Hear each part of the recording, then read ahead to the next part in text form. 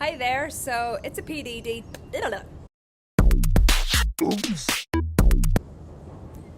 Hi there, so it's a PD day for me today and I have a little break, so I thought that I would quickly update the hexagonal thinking pack and also include this video to give you some ideas. I've recorded it as a video, but I'm also hoping that if you want to listen to it as just audio, that you can do that on your drive to work, or maybe you're going out for a walk to look after your well-being. I certainly hope you're looking after yourself. But here I'm going to share a few ideas of how you can use the hexagonal thinking templates. So forgive me if you see monkeys or if you hear traffic going by, but I'm outside in my outdoor office so I can actually pick up some Wi-Fi. We haven't had great Wi-Fi here since we moved last year, so bear with me. Okay, here we go. So if you're using the digital version, of course you can just share that file with your students and you're ready to go. But I know a lot of you will be thinking about, okay, how much time do I have and how much cutting up is this going to be? So I would say don't spend hours cutting them out. If you have a home group and you're in person, maybe you could get some student volunteers to do that, or you could distribute them to teams at the start of the class as you're giving out instructions or reading morning announcements or whatever it might be. I've seen few teachers suggesting that you laminate them and then you can reuse them again and again. My experience with laminating is that it seems like it's going to last forever, but they don't. Maybe that's to do with the climate that I'm in, but I always prefer biodegradable paper to plastic coated paper just for the sake of the environment. However, it's your call. That is one idea that means that you won't have to keep cutting them up again and again. Another tip I would give is to have smaller groups for the discussion because it promotes participation. So I would go with either partners, pairs, 2 people, or 3s.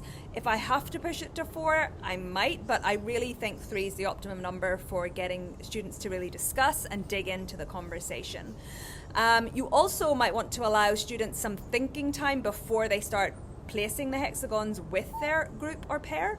It just allows them to gather their thoughts, and especially if you have EAL students or maybe students who are slower processors, they might really appreciate that pre-thinking time before they have to launch into a discussion.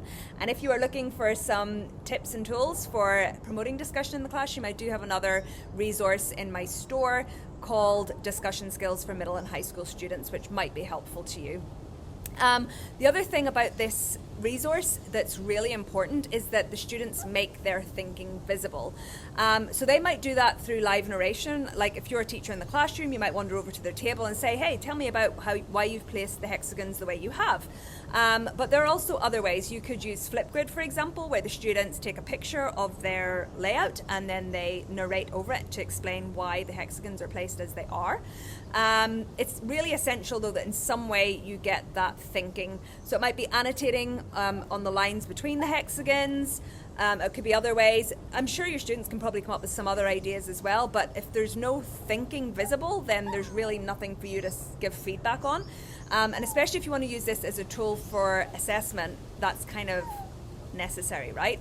So what I've done in the past is I have given students concepts for a unit that we're about to do, and I asked them to place them, write their thinking between.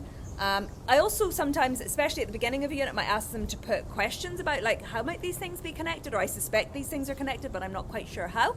And then I would repeat that same activity at the end of a unit, and you can see the difference between the before and after. The connections are so much deeper and richer and they have so much more to say.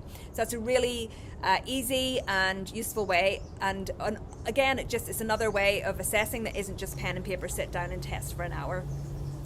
Another thing is they can be used to connect concepts within a subject, any subject really, as you know, but have you considered using them to connect students? So if you have a look at the feedback, you'll see that one of my buyers actually did an activity whereby they give their students hexagons and they asked their students to write 6 things about themselves, and then they, in the classroom, put them together where they found points of connection with other people. And I've seen this on social media a little bit, where you end up with these huge displays of students showing their connections in lots of ways, and I think that is a beautiful way to build classroom community and show people what they have in common.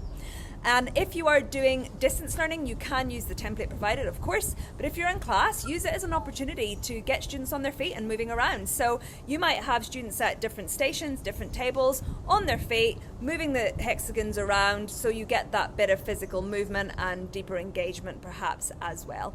So One last thing, they could put blue tack on the walls and they can do their hexagons that way. They can place them wherever they think they go.